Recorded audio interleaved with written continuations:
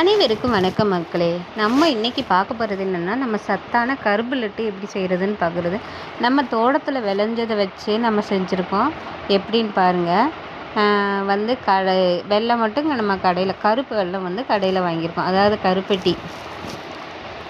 நம்ம ஃபஸ்ட்டு இந்த கேப்பை ரொட்டியை கேப்பை மாவை நல்லா பிசைஞ்சு ரொட்டி மாதிரி தட்டி தோசைக்கல்லில் போட்டு தட்டி எடுத்து வச்சுக்கணும். நான் 1/2 கிலோ கடலைப்பருப்பு எடுத்திருக்கேன், நிலக்கடலைப்பருப்பு. அதை நல்லா தோலெல்லாம் உரித்து எடுத்து வச்சுருக்கேன். அது கூட எள்ளும் கருப்பட்டியை நல்லா உடச்சி வச்சுருக்கேன். எள் ஒரு 5 ஏலக்காய் இந்த அளவில் எடுத்து வச்சுருக்கேன். இது இரும்பு சத்து அதிகம் நிறைஞ்சது, உடம்புக்கு ரொம்ப நல்லதுங்க. ஹீமோக்ளோபின் கம்மியாக இருந்தால் இந்த மாதிரி காலையில் சாப்பாட்டிலே 2 லட்டு எடுத்துக்கலாம். குழந்தைங்களுக்கெல்லாம் கொடுங்க. இப்போ எல்லாம் யாருமே எந்த குழந்தையுமே இரும்பு சத்து அதிகம் எடுத்துக்கிறதே இல்லை. ஹீமோக்ளோபின் டிஃபிஷியன்சி நிறையா வருது. ஸோ இந்த லட்டை வாரம் செஞ்சு வச்சுக்கிட்டிங்கன்னா அந்த வாரத்துக்கு ஏற்ற மாதிரி ஒரு நாளைக்கு 2 விதமாக கொடுங்க, நல்லது உடம்புக்கு.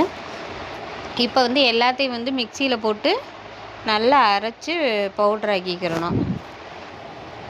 பவுட்ரு ஆக்கிட்டு நம்ம வெல்லத்தை மிக்சியில் அரைக்கும் போதே நல்லா தண்ணி விடும்.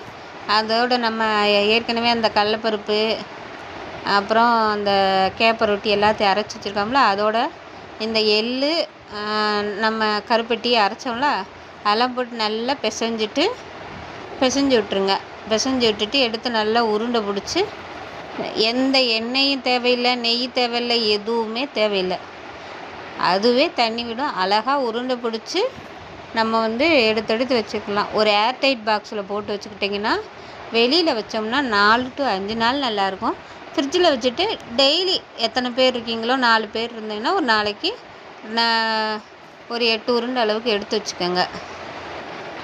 ஆளுக்கு 2 கொடுங்க. ஒரு நாளைக்கு 2 போதும். உடம்புக்கு தேவையான அனைத்து விதமான இரும்பு சத்தும் இதில் கிடைக்கும். ட்ரை பண்ணி பாருங்கள், குழந்தைகளுக்கு நல்லது. இந்த கருப்பு லட்டு நமக்கு வீடியோவில் அவ்வளோ தெளிவாலாம் எடுக்க தெரியாதுங்க.